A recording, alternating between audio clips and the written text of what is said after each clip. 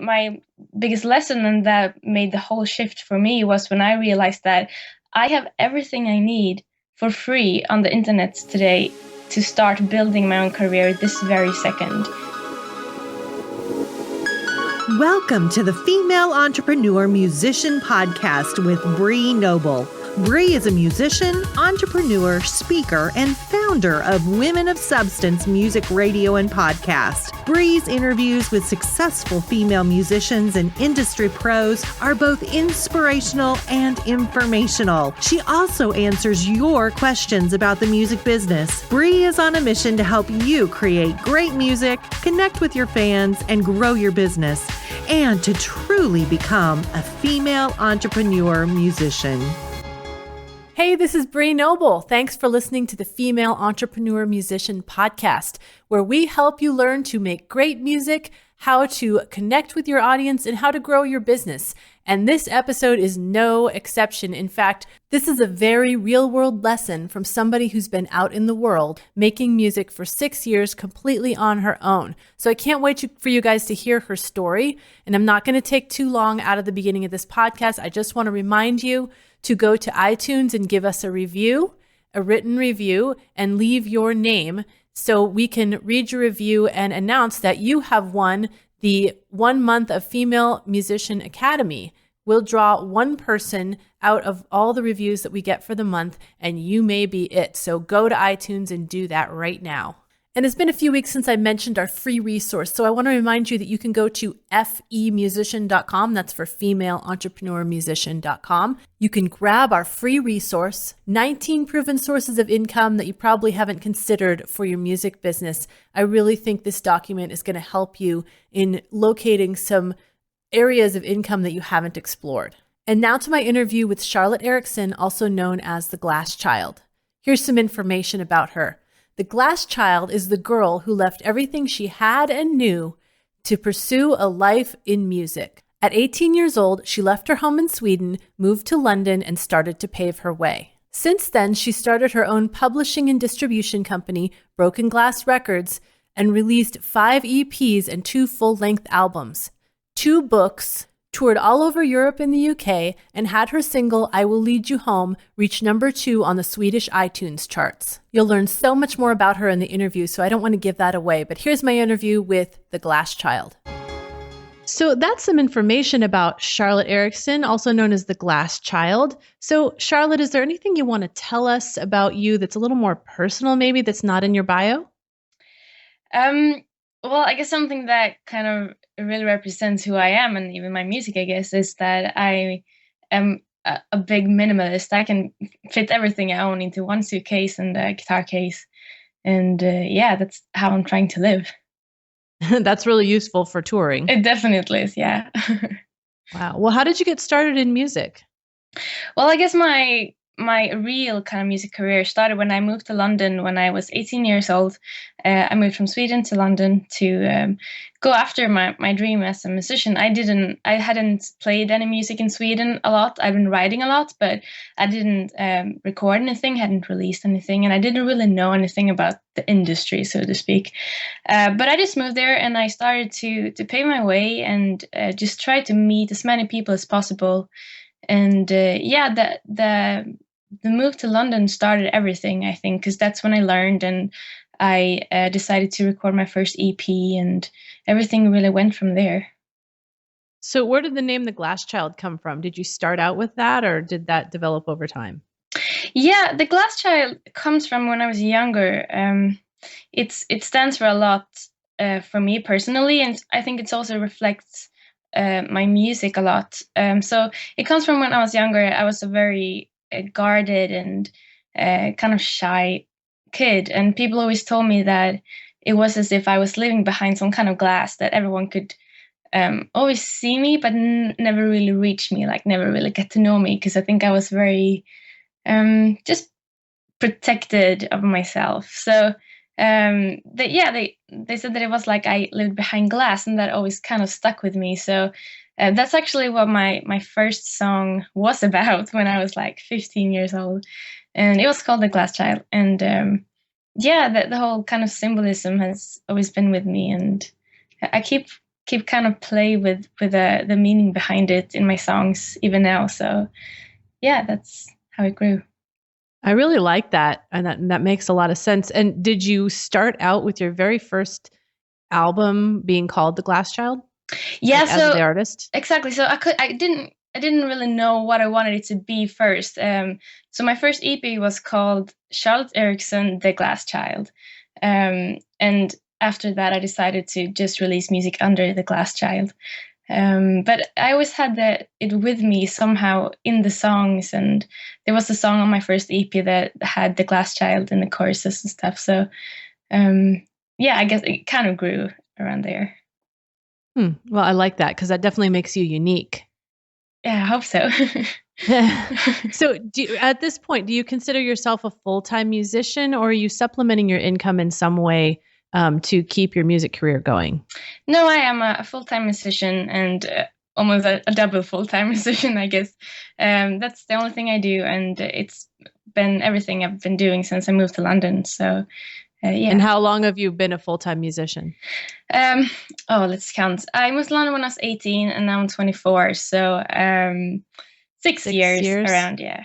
I never really had a job, so I moved to London after high school. So that's awesome. So we have a lot of struggling musicians that listen to this show. They're trying to figure out how to make a career in music and how to make a living.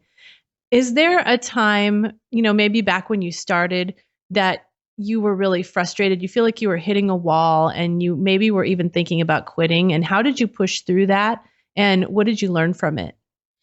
Yeah, I think it's easy for me even now, I think for everyone, to feel like you need to wait around for someone to kind of help you along the way, especially in the beginning. I remember when I first moved to London, I didn't know what it would mean to record an EP or kind of build a fan base or set up a website and all these things.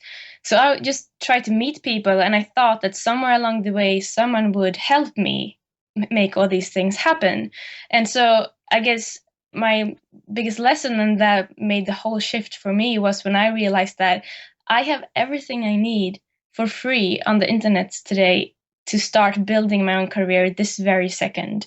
You can write your own songs, you can record your own songs, you can learn all these things completely for free on the internet, and you can just start to make things happen for yourself. And I think if you start to kind of build your own ladder and slowly but safely build a little tribe of people who like your music, if you just keep doing that year after year, day after day, someone will take notice. And if you do that, the right people will take notice too. So for all the struggling musicians, and what I need to remind myself every single day too, is to just keep building for yourself and don't wait around for things to happen, because you can make stuff happen yourself today. Absolutely. I completely agree with that. Yeah. Was there a particular event or influence that was critical in getting you to where you are today? Except for that shift that made me realize that I can do stuff myself. I think personally, I spent first 1 year in London just learning, and then I came to a point where I didn't really make any money of my music yet, and I just could not imagine myself taking a day job and waste my time that I wanted to spend on music. So I took my guitar case and my suitcase, and I spent a year kind of homeless on the road in England, and just crashed on my friends and fans' floors and played everywhere I was welcomed. And that year really taught me to use every second to build what I was trying to build and just not give up. And that year it really changed the way I kind of see music, because I was just forced to kind of use it as a way to survive. So yeah, that year totally shifted everything for me. And luckily, after almost a little more than a year, I could afford my own little flat. And yeah, that's when it started to kind of become a proper lifestyle of it. That takes a lot of guts as a 19-year-old to just go out with your suitcase and your guitar. Yeah. And like, you don't even know if you're going to have a place to stay. Yeah, definitely. It was scary. And there was so many nights where I just wanted to give up and go home to mom and just like, oh, please take me in again. But I think when you do something like that, I mean, it doesn't have to be spend a whole year homeless. It's just when you kind of do something that you don't think you can do, or when you really, really force yourself to do something kind of out of your comfort zone. When you survive that, you kind of feel like, oh, wow, I can survive anything. And that makes it so much easier to kind of be an independent artist too, because I know that if I would have a really bad month with maybe no income, I can survive that because I've done it before. And that makes me so much more kind of fearless in what I'm trying to do, I think. That is great advice. Oh my gosh. I hope everyone here is listening, because that is such good advice. Now, did you have a mentor at all as you were progressing through your career that helped you kind of figure out your direction? I've never really had like a specific person that I talk to personally, but I've always been, learning from everyone. I'm reading a lot in every kind of area. I listen to podcasts like this one, and there are so many great like podcasts and books and blogs, and you can just learn so much on the internet.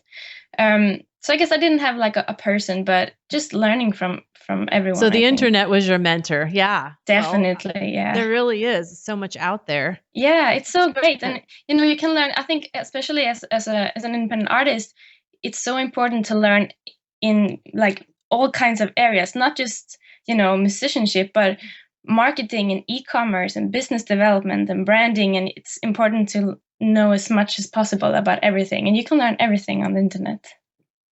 Yeah, you definitely can. What do you believe makes you unique as an artist, and how do you capitalize on that? I think it's always so hard to kind of see that in myself, but I know I ask almost everybody this question and they have a really hard time answering it, because they're like, you can't really, it's hard to say something about yourself. It definitely is, but I think it's also important to kind of think about it. But I think that my story, the way that I have tried to pave my way, because my music is very personal. I'm writing about my own life and my journey, and so I think that my stories are always the core in my music, and I guess that's what kind of makes it unique, because I have the story about how I tried to go after my dream.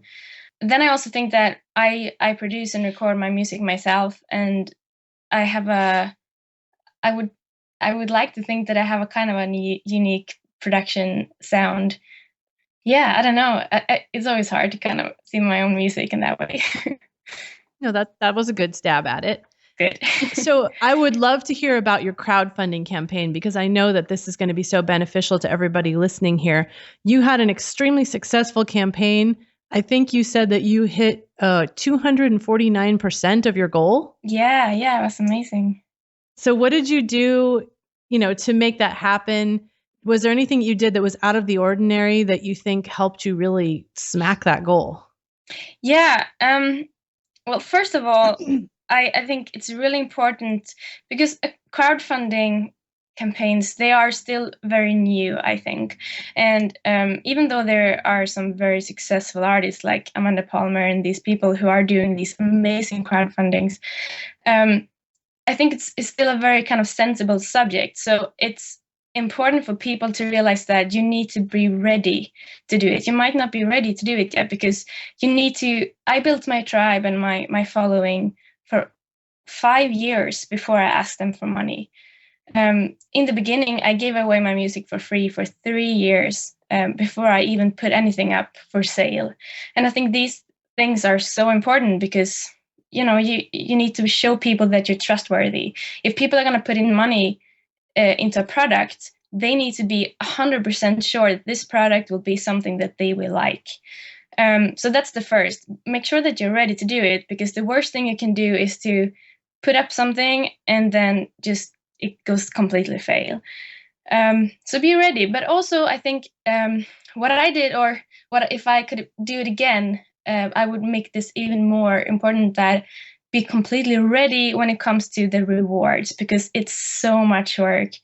I thought that I was ready. I had like a quite loose content schedule of like posts I wanted to post during these 40 days that I ran it.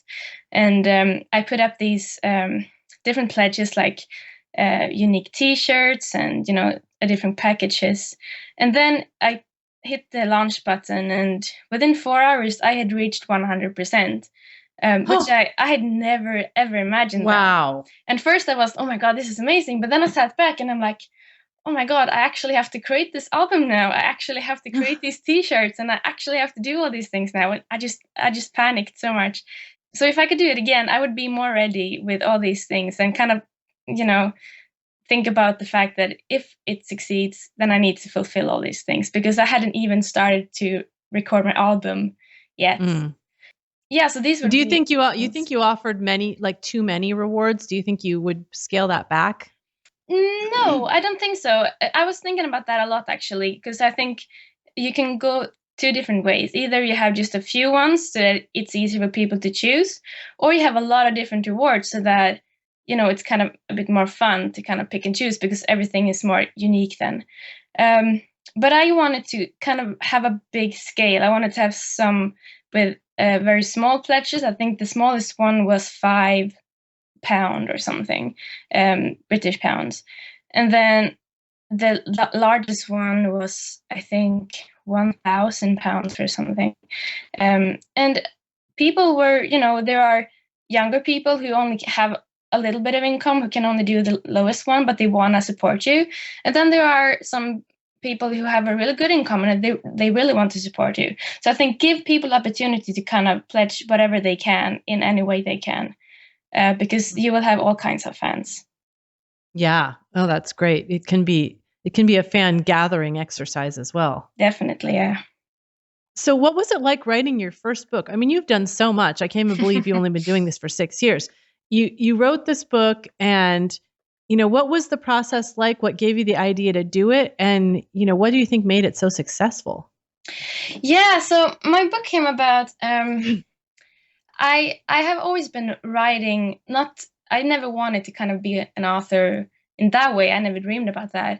But I've always been writing journals and just kind of small notes to myself, I guess, to kind of, as a way to get my head out of the songwriting, just to kind of get my heart out, I guess. And so I've always been journaling. And during this year that I spent homeless in England, I wrote a lot and I read a lot. And I just kind of, when you spend so much time with yourself in your own head, you have so many thoughts that you just need to get out in some way. So I just wrote journal after journal after journal. And somewhere along the line, I started to post these writings on my Tumblr, just as kind of small daily thoughts.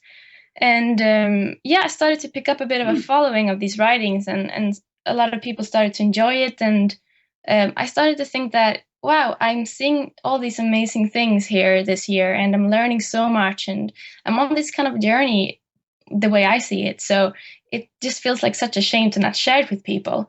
So I kind of threw it out on my social media sites and said, hey, if I try to create some kind of little book about my journey, would anyone be interested in reading?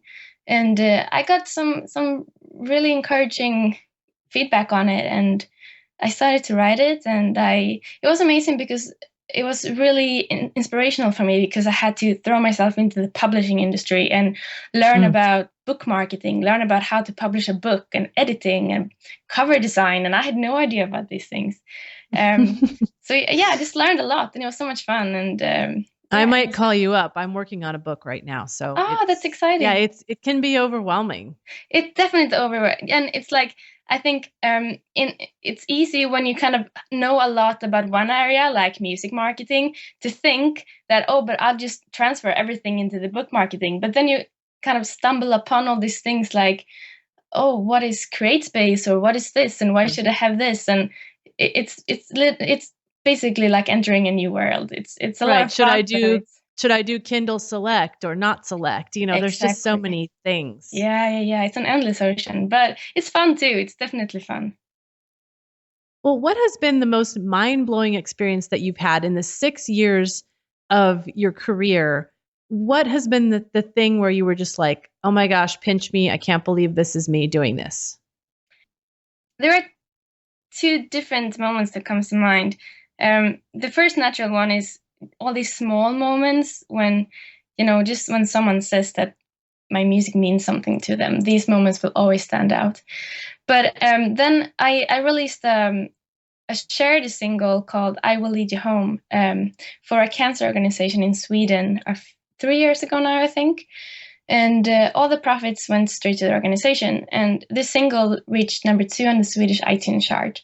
Wow. Yeah, and that felt really, really amazing because, I think as just an artist, you can kind of sometimes feel a bit useless in society.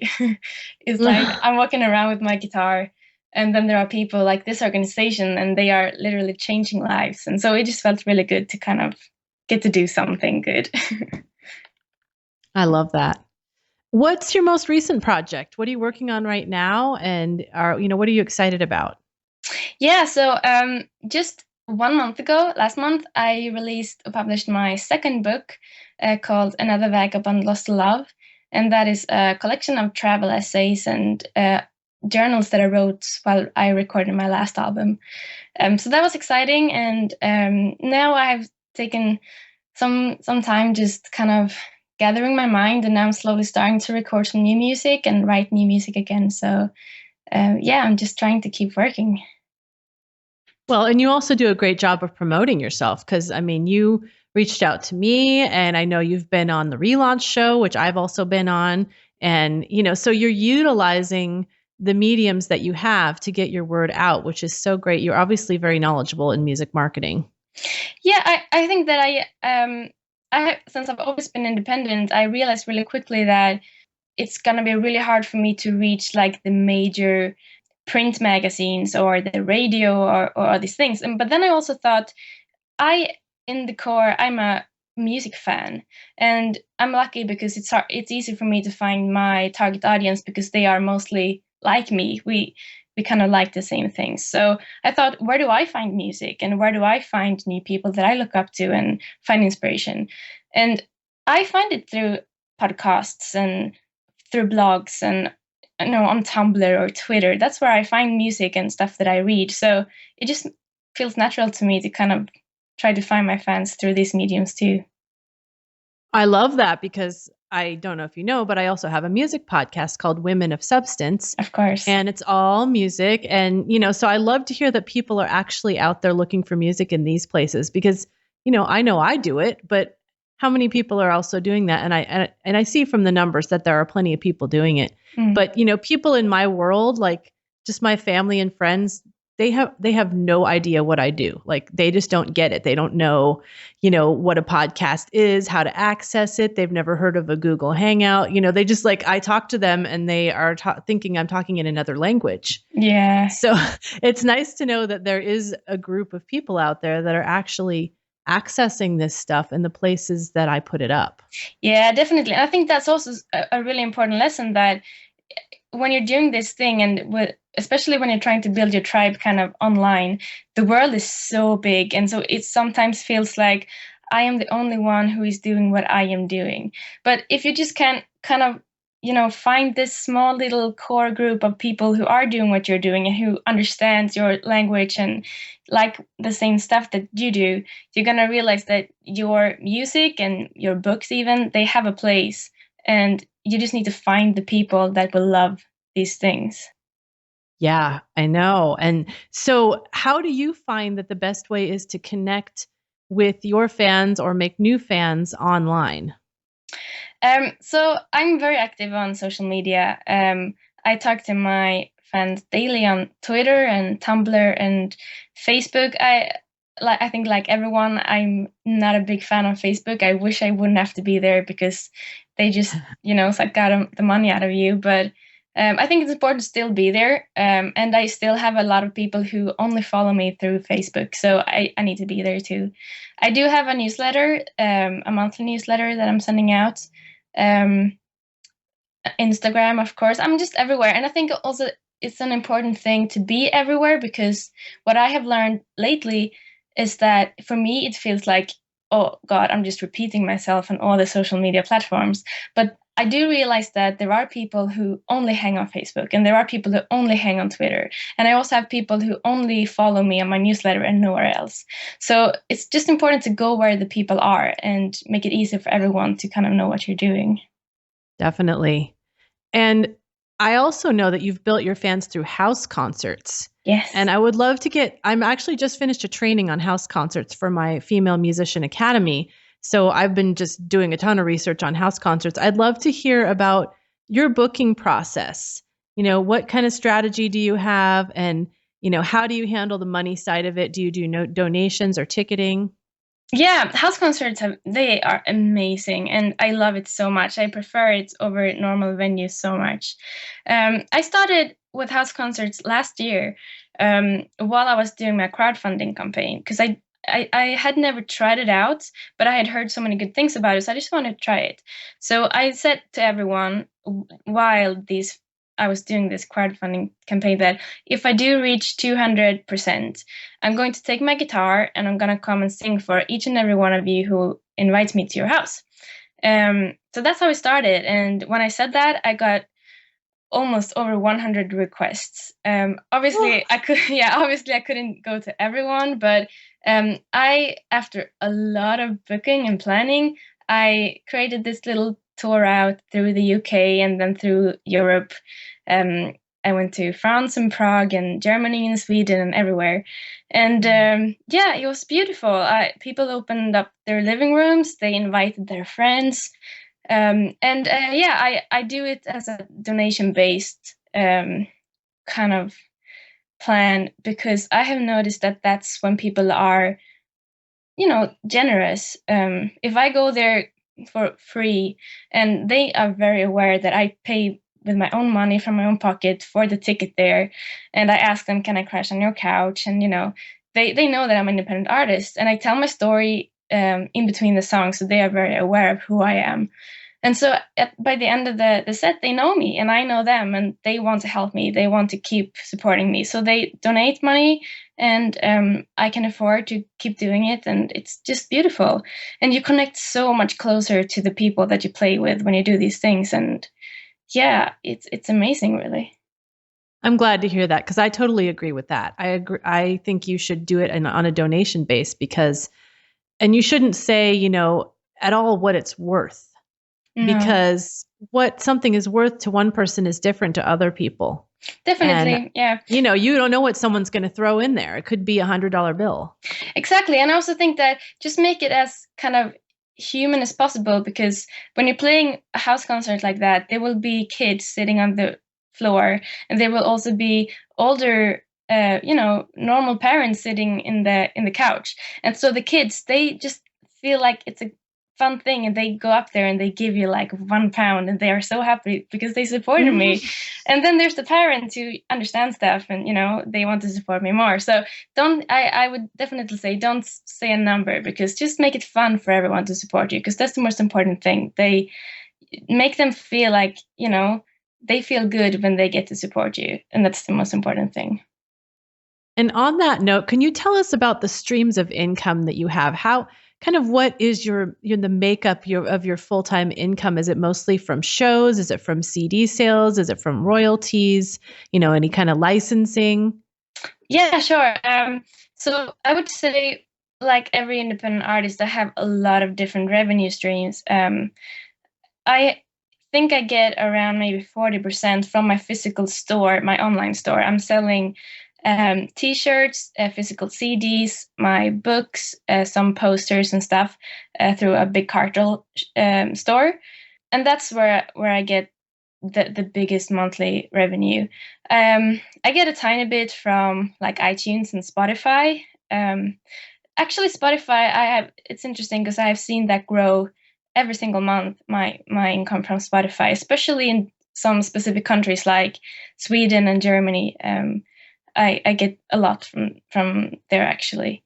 Then that's actually really good to hear, because people, some people are just so against the streaming platforms, but I think they're here to stay. Definitely. And I think also it's very important to understand the process behind it. So the people who usually do complain about Spotify and stuff are the ones who have a lot of middle hands, so they don't get the money straight to them. While if you are the songwriter, if you are the publisher, and if you don't have a record label and stuff, you get the money straight to you, and then it's not a lot. And I have my arguments, but it's better than nothing. And especially I think for independent artists, it's just such a good way to be discovered, through these kind of recommended songs or similar songs, like kind of thing.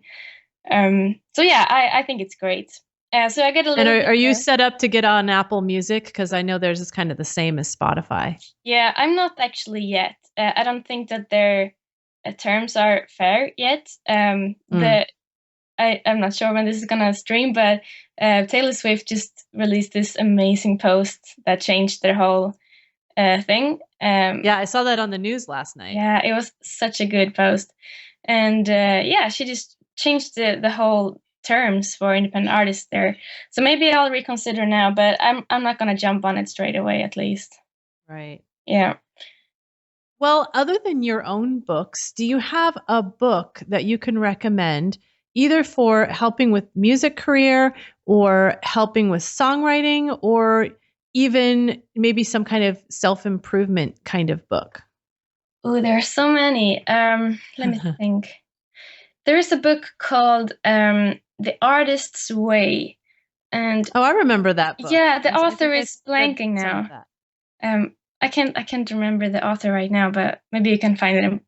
I will. I'll look it up and put it in the show notes. Perfect. Yeah, it's just a beautiful book. And it doesn't matter what kind of artist you are, if you're a writer or songwriter or actor or dancer, it's just timeless advice. I would recommend that for everyone. And also that I read recently called The Obstacle is the Way by Ryan Holiday. It's not about songwriting. It's a book about stoicism, about this old philosophy, but it changed my whole perspective on the uncertainty you live with as an independent artist. And I just learned to kind of, be more focused on what I'm trying to achieve, and be more not so worried and more calm in my path. So I would recommend that for everyone, really. Well, that's a good one. I haven't heard anyone mention that. But I have heard that title. So I definitely think that it's something that can be applied across the board. Definitely. To anybody that's trying to do something that's difficult or out of your comfort zone. Yeah, definitely it is.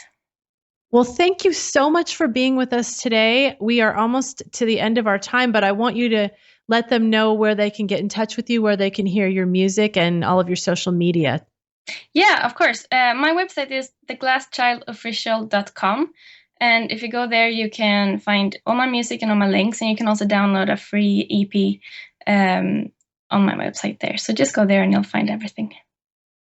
Great. Well, thank you so much, Charlotte. And I love talking to people that are like all the way across the globe in Sweden. How fun it is that we can do that over Skype. Yeah, it's amazing. Thank you so much for having me. And thank you for doing what you're doing. You're amazing for so many artists.